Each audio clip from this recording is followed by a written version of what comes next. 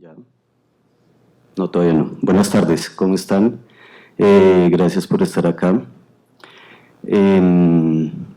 Este va a ser el contenido de la charla, pero primero que todo quiero realmente dar un agradecimiento y traer algo que mencionó ahorita el doctor Portman, y es que uno en la vida puede tener varios profesores o muchos profesores.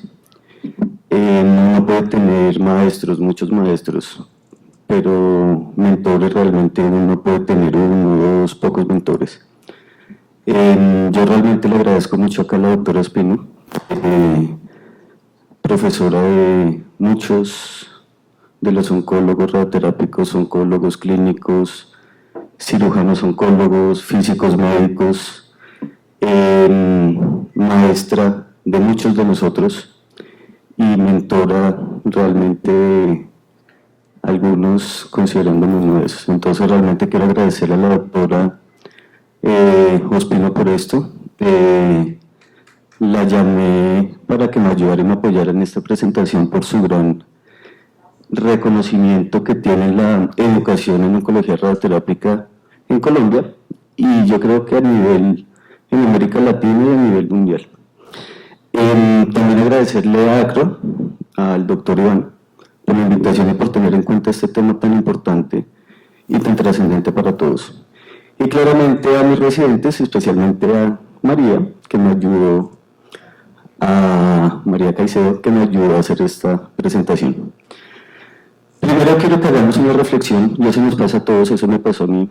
Realmente la educación en oncología empieza desde el pregrado, pero que realmente conocemos o que conocimos en ese momento en pregrado. Muy pocos conocimos mucho y muchos no conocíamos nada.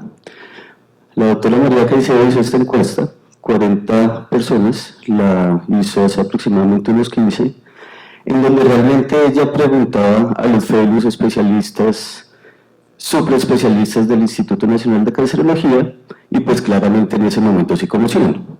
Pero cuando vemos dónde lo conocieron, nos dimos cuenta, o se dio cuenta la doctora María, que muchos de ellos lo conocían era in situ. Entonces muchos fellows de oncología, colegas de uno, incluso oncólogos clínicos, su conocimiento es, mejor dicho, hay un desconocimiento muy amplio en nuestros colegas oncólogos clínicos y oncólogos quirúrgicos, y vienen acá a conocerlo ya en la final de su carrera, después de unos 15 o 20 años de profesión. Importantísimo tener la historia de la radioterapia. Nosotros siempre hemos sido, como dicen, el alma mater de la oncología. Desde 1909, desde 1909, podemos decir que fueron nuestros maestros en París.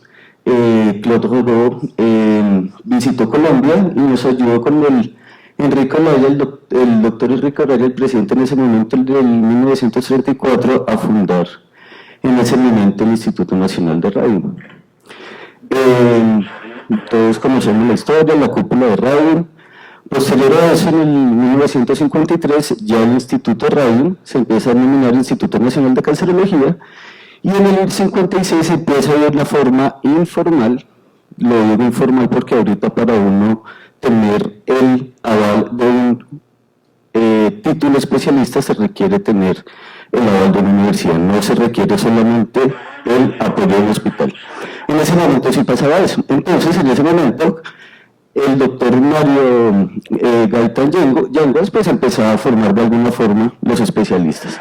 Hasta que en 1970 se formó el primer programa con la Universidad Javeriana, el cual en 2011, por diferencias, se separaron con el instituto. No voy a entrar a ahondar en ese tema.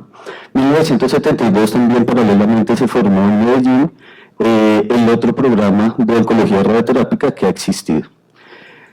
En 2003, la acreditación de la Pontificia Universidad Javeriana, ahí participando de una forma muy amplia la doctora Espino, y en ese momento pues ella entra en a ser parte fundamental de esa formación, en donde ella genera esta transición de la universidad, del programa de la Universidad Javeriana al programa de la Universidad Militar. Y hace algo muy importante que yo ahorita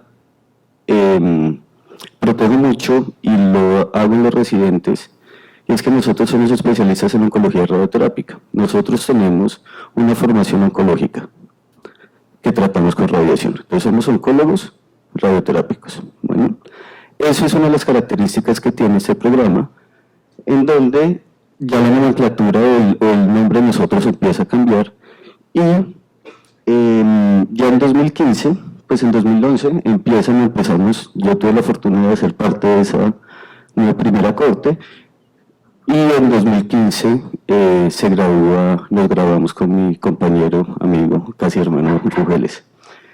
Hasta el momento somos 13 egresados. Acá, como les digo, la doctora Cotes, que nos da un agradecimiento a mi querida mamá, hola mamá, gracias, y la doctora Espino, el momento del grado. Importante, y siempre les digo a mis residentes y a todos, la residencia es un momento en donde hay que aprender, pero hay que formarse uno, terminarse de formar como persona. Es más importante y más valioso ser una persona. La parte de esto uno tiene que saber claramente, pero eso uno puede ir aprendiendo. Eso es fundamental, y es fundamental la amistad, el compañerismo que uno puede llegar a generar en su propia residencia y sus colegas que van a ser amigos toda la vida. Entonces, esta parte de formación de ustedes es supremamente importante y nos generan muchos lazos que duran para toda la vida. Nuestra formación, como les comenté, en 2011 se hizo el primer registro, con el que se empezó, fue el primer registro calificado.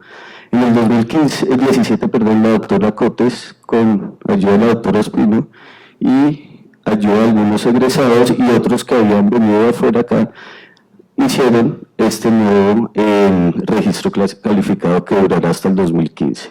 Ese es por el que nos regimos ahorita nosotros, que realmente pues genera 2 residentes al año, recibimos 2 residentes al año, permanentemente son 8 residentes. No, la capacidad instalada que tenemos nosotros, que eso es algo muy importante, 8 residentes, 2 fellows, siempre estamos rotando o está rotando fellows de ginecología, dermatología, urología oncológica. Tenemos la oportunidad, porque yo creo que es fundamental, y yo tuve la oportunidad de rotar durante mi internado en el instituto como en oncología radioterápica, entonces seguimos protegiendo ese cupo para que los médicos internos conozcan, incluso acá está Oscar, que también tuvo la oportunidad, Javier, y es una oportunidad en donde pueden, y María, donde ellos pueden conocer qué es esto y profundizar realmente. Y también le damos la oportunidad a los rotantes externos, muchos colombianos que están afuera, que se vienen y se forman, o personas que por alguna razón quieren venir al instituto. Duración de 4 años, hospital base, fundamental, Instituto Nacional de Cancerología, es el único que va a cumplir las características para crear esta especialización. Y es el único programa de formación en Colombia. Estos son los 4 años. Ese es el primer año de formación, son 4 años. Nosotros tenemos un modelo en espiral o en caracol, en donde todos los años rotamos por las 4 bases de nosotros: braquiterapia, consulta externa, equipos o urgencias y delimitación. Esos son nuestros bases, y año a año vamos nosotros, según nuestras competencias, o los residentes van creciendo en eso. Y año a año van rotando por algún tipo de especialidad. Afinados, primer año ginecología, imágenes, segundo año dermatología, urología. Cada año tiene su especialidad, y en teoría cada año es la profundización de los residentes. Acá está el segundo año, tercer año, y en el cuarto año algo que es muy importante es que tienen la oportunidad de tener una rotación extramural a la parte que quieran y hacer lo que quieran. Eso es fundamental. También nos encargamos de pasarla rico, de disfrutarla juntas, también de publicar, es fundamental. Saben que la investigación hace parte de esto. También de hacer este tipo de simposios académicos en donde crecen ellos académicamente y ellos mismos se instruyen. Este fue un simposio hace una semana, 15 días, que hicieron todos los residentes y fellows del Instituto Nacional de Cancerología. Nosotros, la doctora Ospina y la doctora Cotres, cuando crearon este programa, usaron muchos referentes internacionales, pero realmente uno de los más fuertes fue la parte europea, la parte CEOR, en donde pues hay mucha semejanza a nuestro programa, pero hay algunas diferencias en, de pronto, medicina interna, urgencias, oncología clínica, pero realmente es como, fue un referente en ese momento y un referente muy bueno para tener. Contexto en Latinoamérica. Vemos, este es un estudio en donde vemos que realmente en América Latina hay un gran déficit, no solo de centros, sino de países que ofrecen la especialidad, ciudades que ofrecen pocas capacidades o pocos centros educativos, y realmente nosotros, o los mayores sitios donde se forman va a ser Brasil y México. Y si nosotros excluimos eso, hay aproximadamente 1 o 2 sitios de formación por cada otro país, lo cual es totalmente insuficiente para la capacidad que tenemos. Entonces esto más o menos generará en América Latina 2 puntos residentes al año por centro. 156 residentes ingresan al año. Eso realmente no es mucho para una población que vemos que aproximadamente va a ser un médico futuro especialista que se va a encargar de 1 millón de habitantes. Entonces vemos que, a pesar de eso, vemos que hay un gran déficit de centros de formación, y realmente todos son muy homogéneos. Entonces acá vemos, digamos, que no solamente cuentan con ciertas características, hay centros que no tienen patología, hay centros que no tienen instituciones o programas que no tienen imágenes o que tienen mucho tiempo de clínica. Entonces es muy diverso y, como decía el doctor Portman, no hemos podido como homogeneizar eso ni en el mundo ni en América Latina. Entonces es un reto que tenemos que hacer, y en el momento, digamos, de algo que se ha venido perdiendo, que tenemos claro toda la parte de braquiterapia. Muchos en este estudio, todos los centros practicaban braquiterapia ginecológica, pero vemos que muy pocos centros, digamos próstata, solamente 7 hacían próstata, 9 hacían piel, 4 hacían seno. Entonces, hay sitios donde uno practica braquiterapia, pero no solamente se va a formar en braquiterapia ginecológica, lo cual no es para nada adecuado para nuestra especialidad, y mucho más en ese tema tan sensible donde nosotros vemos que se está perdiendo este tipo de opción terapéutica que es braquiterapia, que sabemos que es excelente. Y no solo eso, sino con altas tecnologías. Entonces vemos que no todos tienen la capacidad de hacer radiocirugías o técnicas complejas. Entonces es un déficit de nuestra región que tenemos que ir mejorando. También la oferta y demanda. Acá voy a pasar un poco rápido este punto, pero es importantísimo. Los médicos que nos graduamos en las 53, 56 facultades que hay anualmente, y vemos que de los 30.000 médicos que se gradúan, o que se graduaron en ese momento, una tercera parte solamente entra a especialidad, lo cual es bastante grave para nuestro sistema. Solamente el 25% de los médicos alcanzan a tener realmente una especialidad, y de esos, realmente en el momento cuando se hizo este análisis en el 2014, oncólogos en general eran 250. Entonces veíamos en ese momento, eso fue claramente hace 8 años, que solamente había un momento de centralización oncológica. Ya se ha ido descentralizando, ya las grandes ciudades ya tienen tecnología, ya tienen médicos, y las ciudades de intermedio ya están reclutando eso. Pero en ese momento, 250 médicos oncólogos por el país, eso no es nada. Hay estas leyes que han salido a raíz del gran detrimento del manejo oncológico. Ley Sandra Ceballos, en donde realmente exige un recurso humano totalmente capacitado, en donde sea un recurso humano capaz de hacer el manejo oncológico integral preferiblemente. Y afortunadamente, eso no me tocó a mí, pero la situación de los residentes les ha tocado, les ha cambiado, ya afortunadamente les pagan, antes no les pagaban o no nos pagaron. Yo no entiendo un médico como, bueno, o sea, realmente cómo no pagaban a los médicos después de haber estudiado tanto. Afortunadamente ya les están pagando, no sé cuánto, no recuerdo cuánto, pero es una ayuda, que eso es un beneficio grande para ustedes. Acá también nos muestra no solamente el gran déficit que hay en máquinas, en aceleradores. Ese fue un estudio ya hecho por Acro y por la Universidad Javeriana. no solamente muestra el gran déficit que hay actual en máquinas y en especialistas, no solamente en médicos, sino también en físicos, tecnólogos y con un número estimado de casos a 2040 también vamos a ver el gran déficit que vamos a tener. Vemos también la centralización y vemos el número de físicos, médicos o tecnólogos, una relación por número de pacientes que tratarían. Entonces vemos que los sitios centralizados o las ciudades o los centros centralizados tratan menos, cada médico, físico o tecnólogo trata menos pacientes, pero es un número bastante alto. O sea, igual sigue habiendo un aumento, o sea, un déficit de personal en relación al número de pacientes que estamos tratando. Eso también fue algo que hizo la asociación ACRE en 2020, a pesar que ya sabemos esos problemas que tenemos. En su momento se contactaron 132 y 9 estaban sin trabajo. Entonces uno dice, ¿cómo así? Hay déficit de radioterapia, de oncólogos radioterápicos, hay déficit de aceleradores o de máquinas o lo que sea, o lo que sea, pero igual tenemos colegas sin trabajo.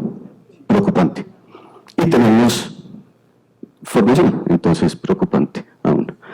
Y esto hace que los colegas, 68 han sido formados acá, porque solamente formamos 2 al año, y muchos vienen de afuera, del extranjero, acá pues, a hacer su convalidación. Eso muestra la necesidad en su momento que hubo de gente que quería formarse acá y que tuvo que salir para cumplir sus sueños y expectativas.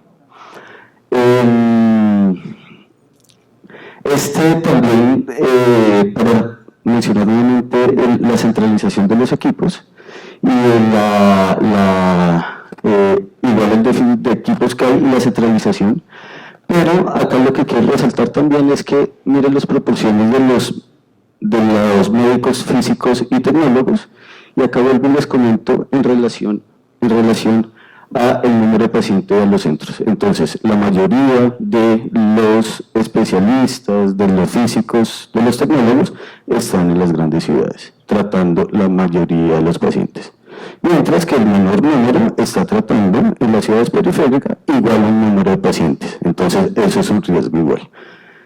Acá vemos que hay un aumento, a pesar de lo que le he comentado en los últimos años, vemos un gran aumento de los centros oncológicos de centros de radioterapia, pero a pesar de eso, pues sigue haciendo falta. Y ya nosotros hemos generado algunas estrategias propias del servicio, no solamente para mejorar y para tener mayor expertise y mayor conocimiento en lo que estamos haciendo, sino también estamos generando muchas experiencias, estamos generando capacitaciones internas para no perder ese tipo de procedimientos. Por ejemplo, braquiterapia. Esto fue una capacitación que hicimos de braquiterapia intersticial el año pasado, el año antepasado, para no perder nosotros eso en el tiempo. Entonces, esas son cosas que hemos venido haciendo. Igual, siempre existe la oportunidad de rotación extramural. Acá vemos cómo se le dio la oportunidad a una residente de ir a un curso de radioterapia intraoperatoria hace unos 15 días, volvió. Y todo eso, la idea es que la aporte lo en el Instituto Nacional de Cancerología. Ahorita viene, ¿qué vamos a hacer? Viene, como les comentaba, al momento de la renovación del registro calificado en el 2025. CRAE, Instituto como hospital base, único con capacidad, no solamente capacidad instalada, sino manejar la integralidad oncológica. Importante esto, estamos apuntándole como Instituto Nacional de Cancerología a ser un hospital universitario. Eso quiere decir que nosotros vamos a tener mucha autonomía para generar nosotros nuestros mismos residentes, para generar nosotros nuestras mismas rotaciones y programas y no depender específicamente de una universidad. Importante, la historia vale, la experiencia vale. Entonces, como les comenté, ha formado a la mayoría de todos los oncólogos del país. Hemos hablado realmente empezar en aumentar incluso la especialidad de 5 años. Vemos la necesidad de generar nuevos conocimientos, nuevas tecnologías Y es importante que los residentes no solamente se casen específicamente con algo, sino que tengan la oportunidad de conocer muchas cosas, diversificar su conocimiento, tener la oportunidad de estar en una ciudad, en otro país, de ir a visitar al doctor Portman, de ir a visitar al doctor Cafiero. Y, importantísimo, la experiencia entonces aumentar las rotaciones externas. Eso igual es un proceso que se llamará a la gente, igual que se hizo en su momento, se llamará a algunas personas para que nos den sus conceptos y nos den su apoyo en relación a esto. También la certificación, ya después de eso, le apuntaremos a la certificación. Importantísimo, y esto lo hemos también hablado con el doctor Iván Bobadilla, en donde los residentes tienen que hacer parte fundamental de las asociaciones. Entonces, los residentes realmente son los que mueven, no son los que mueven, pero ayudan mucho a mover, a investigar, a publicar y a generar. Entonces, la idea es que los residentes también participen más activamente en ACRO y que hagan este tipo de cosas. También que participen en otros tipos de asociaciones, Rayos contra el Cáncer, que también empiecen a ser líderes a nivel América, a nivel mundial. Acá vemos a María, que es una líder para todo este tipo de cosas. Y siempre enfocándonos en el momento de graduarse, en la necesidad, ya les hablé de las personas, nos enfocamos 5 años, 4 años en que sean personas y que sean oncólogos radioterápicos claramente. Tener en cuenta la necesidad del país, tener en cuenta las nuevas tecnologías y lo que llega del equipo, no atrasarnos tecnológicamente, fortalecer las nuevas técnicas, en especial las braquiterapias, saber de TPS, dosimetrías, o sea, saber lo que hace el físico y lo que hace el tecnólogo, siempre pensar en una forma integral, pensar en una forma multidisciplinaria, así es como tenemos que manejar el cáncer, y siempre tener una visión internacional, no solamente para irse a conocer, sino, como les digo, para traer acá y no permitir que nosotros nos atrasemos tecnológicamente. Conclusiones, instituto importante, hospital universitario, instituto formador histórico, oncólogo radioterápico, le hago un especial énfasis en eso, oncólogos radioterápicos, oncólogos que tratamos con radiación. Registro calificado, ya les comenté lo que empezamos a hacer, aumentar y fortalecer las técnicas o lo que hemos venido perdiendo. Y acá yo sí les quiero dejar una reflexión en donde si realmente hay un déficit de la formación de recursos humanos en Colombia. Si hay un déficit, ¿o será que hay una necesidad mayor del número de aceleradores? ¿O será que hay una necesidad mayor del número de especialistas por paciente acelerador? Uno mira ciertos documentos y les dicen, usted debería tener la responsabilidad de 40, 50 pacientes. No debe existir centros en donde un médico especialista trate 70, 80, 100 pacientes. Eso pasa. Sí. Entonces, si nosotros vemos cómo manejamos estas 3 variables, yo creo que sí podemos mejorar como especialistas. No solamente es formar, porque como vemos, formamos y a dónde trabaja. De nada sirve montar desaceleradores si esos desaceleradores solo van a manejar un especialista, como vemos que pasa. ¿Listo? Entonces, les dejo esa reflexión. En el estudio de oferta y demanda, es importante tener en cuenta eso, lo que les acabo de mencionar, y tener muy en cuenta el rol de las sociedades médicas. Como les dije, ustedes los residentes son fundamentales, o deben ser fundamentales en ACRO, y los en AMECRO, es importante que tengamos nosotros AMECRO. Y los físicos médicos, importantísimo que fortalezcan a COFIMED. Eso les quería decir, muchísimas gracias, y en especial gracias a los residentes.